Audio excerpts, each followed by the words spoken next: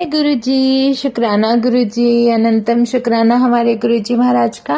ओम नमः शिवाय। शिव जी सदा सहाय।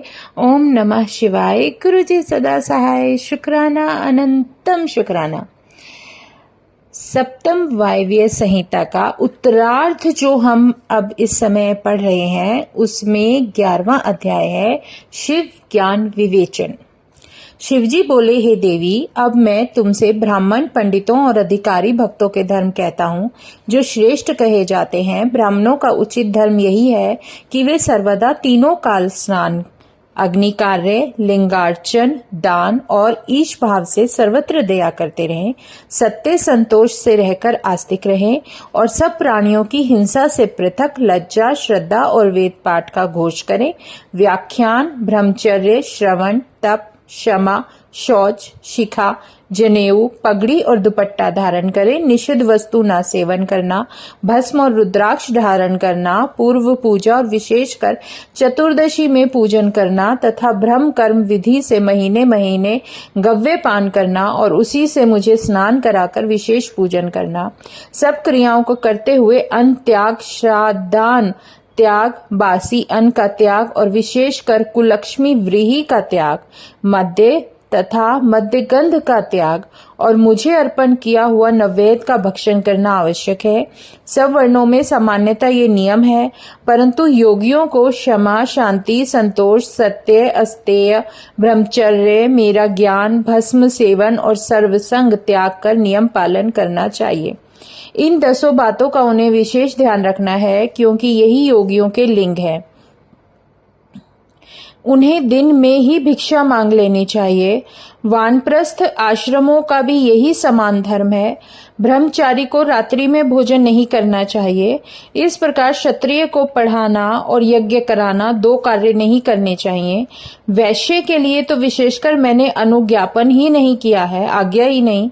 सब वर्णों की रक्षा करना, युद्ध में शत्रु का वध, दुष्ट पक्षियों, मुर्गों और दुष्ट मनुष्यों का निग्रह करना, सर्वत्र अविश्वास करके मुझ में विश्वास, समय पर स्त्री से संग और काल में स्त्री से संग एवं गमन, सैन्य रक्षण, सर्वदा दूत भेजकर लोगों का वृत्तांत जानना, अस्त्र शस्त्र और भस्म धारण करना, यह सब राजाओं का धर्म है जो मेरे आश्रम में स्थित हैं। गौ रक्षा, वाणिज्य और कृषि वैश्यों का कर्म है और इन तीनों वर्णों की सेवा करना शूद्र का धर्म है। इसी प्रकार बाग लगाना भी मेरे क्षेत्र का आश्रय है। धर्म पत्नी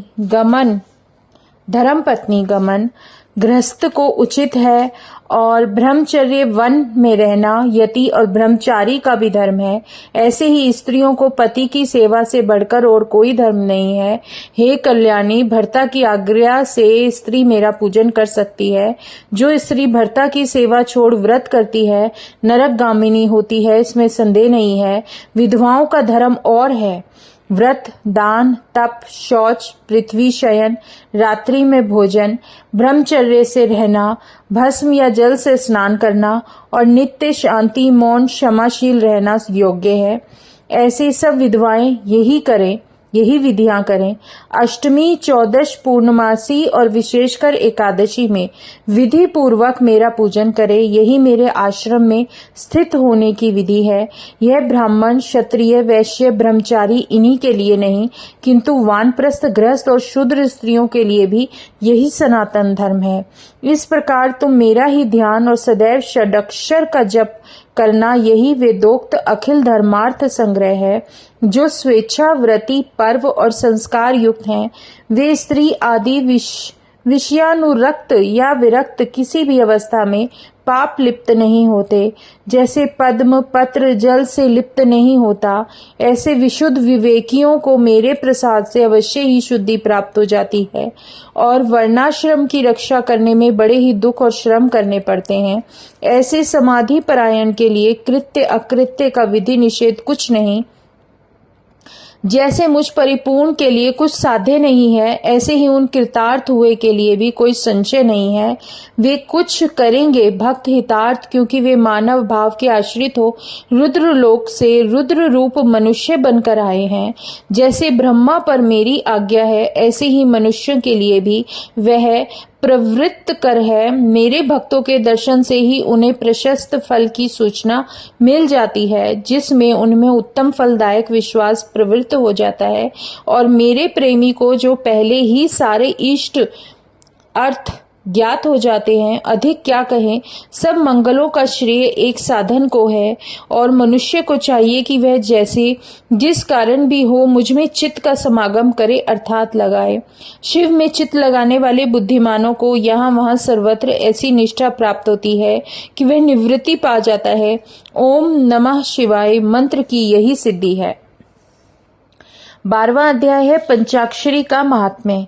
श्री कृष्ण जी बोले, हे महर्षिवर, हे सर्वज्ञान के सागर, अब आप मुझे पंचाक्षरी महात्म्य को सुनाइए, क्योंकि उसको सुनने की मेरी बड़ी इच्छा है। उपमन्यु बोले, पंचाक्षरी का महात्म्य तो 100 करोड़ वर्षों में भी नहीं कहा जा सकता, अतएव संक्षेप में सुनो।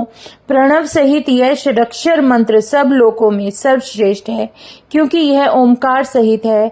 इससे शिव भक्तों के सारे अर्थ प्रकाशित हो जाते हैं।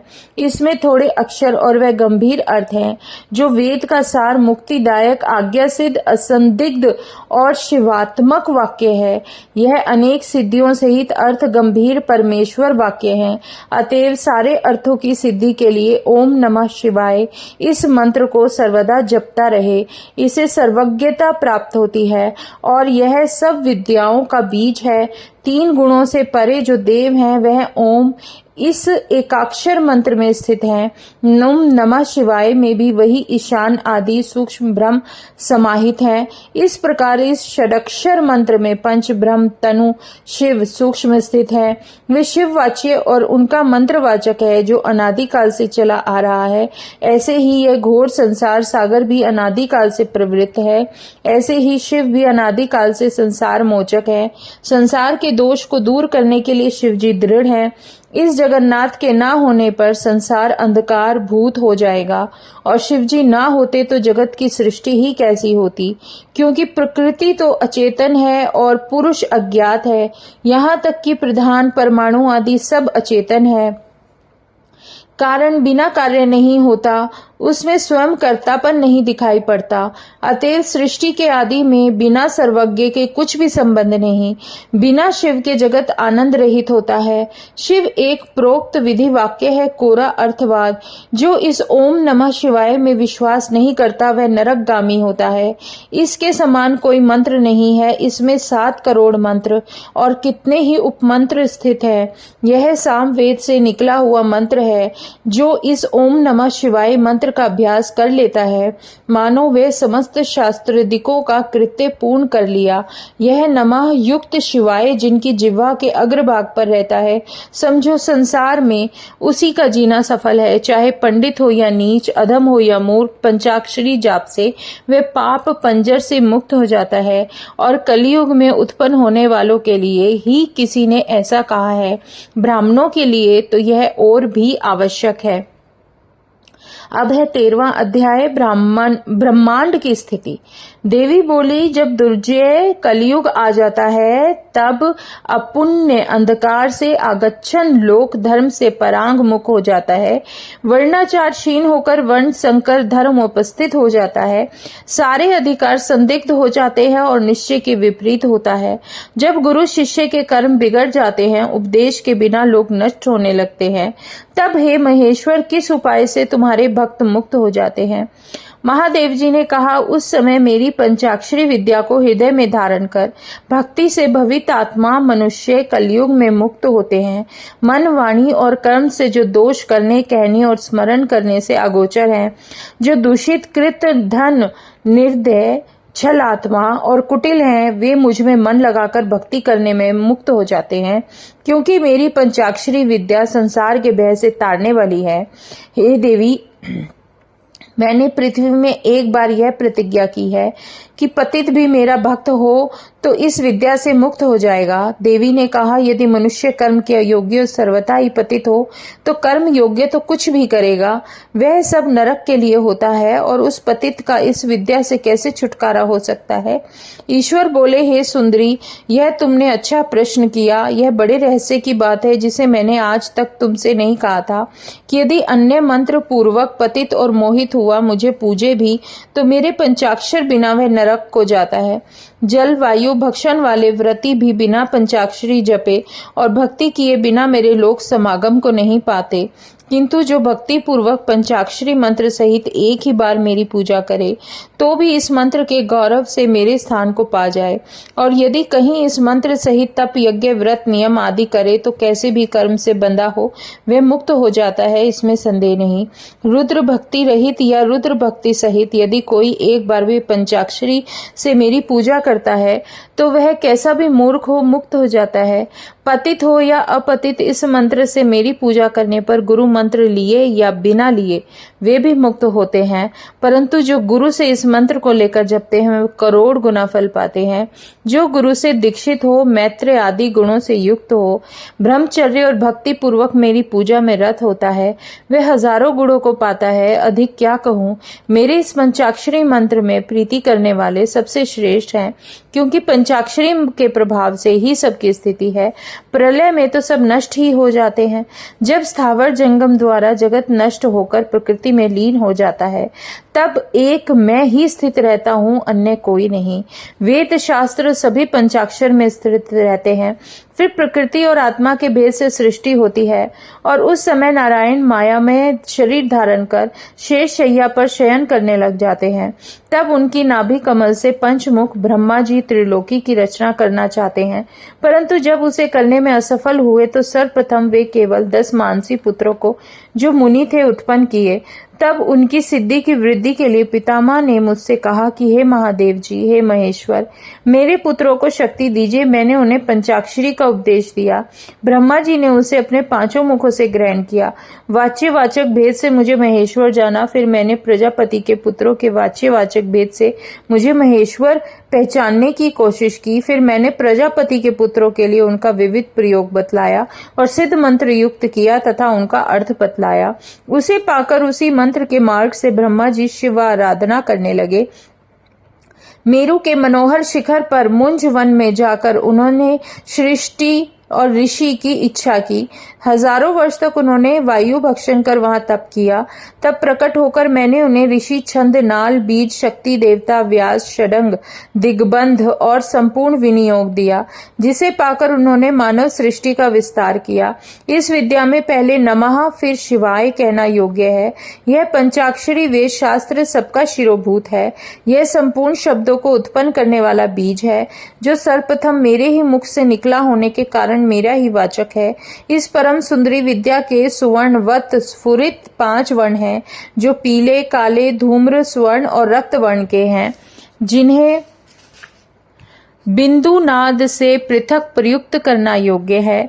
इसके इंद्र, रुद्र, हरि, ब्रह्मा और स्कंद ये 5 देवता हैं। इस मूल विद्या का जो शिव और पंचाक्षर सूत्र है, इसका शिव रूप नाम जपे, क्योंकि यह मेरा हृदय है। अतएव इस मंत्र से मन, वाणी और काया से मेरा अर्चन, जप और होम आदि करे।